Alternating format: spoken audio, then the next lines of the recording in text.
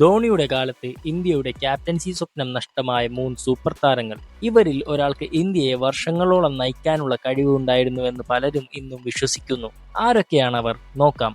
2007 Indian ടീമിന്റെ നായകനായ MS Dhoni Indian ക്രിക്കറ്റിന്റെ ചരിത്രം തന്നെ മാറ്റിമറിച്ചു. T20 ലോകകപ്പ്, 2011 ഏകദിന ലോകകപ്പ്, ചാമ്പ്യൻസ് ട്രോഫി, 3 ICC കിരീടങ്ങൾ ഇന്ത്യക്ക് സമ്മാനിച്ച നായകൻ. ധോണിയുടെ വിജയങ്ങൾ കാരണം വർഷങ്ങളോളം ഇന്ത്യക്ക് പുതിയ നായകനെ തേടേണ്ട സാഹചര്യം ഉണ്ടായില്ല. എന്നാൽ അതേ സമയത്ത് ഇന്ത്യയെ നയിക്കണമെന്ന് സ്വപ്നം കണ്ട ചില വലിയ താരങ്ങൾക്ക് ആ അവസരം ഒരിക്കലും ലഭിച്ചില്ല.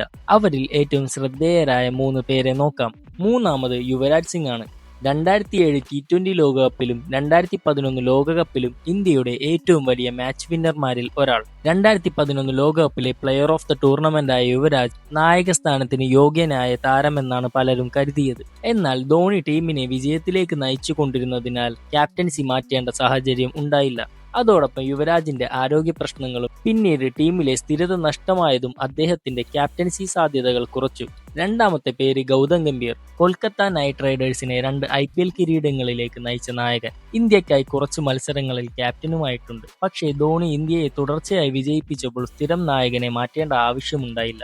പിന്നീട് ധോണിയെ വിമർശിച്ച് ഗംഭീർ പല അഭിമുഖങ്ങളിലും സംസാരിച്ചതും വലിയ വാർത്തയായി. ഇന്ന് അദ്ദേഹം ഇന്ത്യൻ ടീമിന്റെ മുഖ്യ പരിശീലകനാണ്.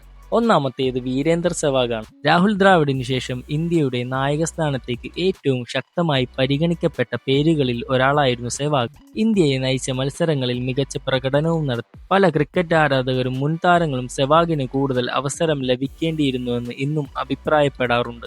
അതോടെ സെവാഗിന്റെ സ്ഥിരം ഇന്ത്യൻ നായകനാകാനുള്ള സ്വപ്നവും പൂവണിയാതെ പോയി. ഇവിടെ ഒരു കാര്യം വ്യക്തമാക്കണം. ഈ താരങ്ങൾ ക്യാപ്റ്റൻ ആകാതിരുന്നത് ധോണി മാത്രം കാരണമാണെന്ന് പറയാനാവില്ല. ടീമിന്റെ സാഹചര്യം, തെരഞ്ഞെടുപ്പുകൾ, ഫോം, പരിക്കുകൾ തുടങ്ങി പല ഘട്ടങ്ങളും അതിൽ പങ്കുവഹിച്ചു. പക്ഷേ ഒരു കാര്യം ഉറപ്പാണ്, ധോണിയുടെ വിജയങ്ങൾ അത്ര വലുതായിരുന്നു. അതിനാൽ ഇന്ത്യക്ക് വർഷങ്ങളോളം പുതിയ നായകനെ തേടേണ്ട സാഹചര്യം തന്നെ ഉണ്ടായില്ല.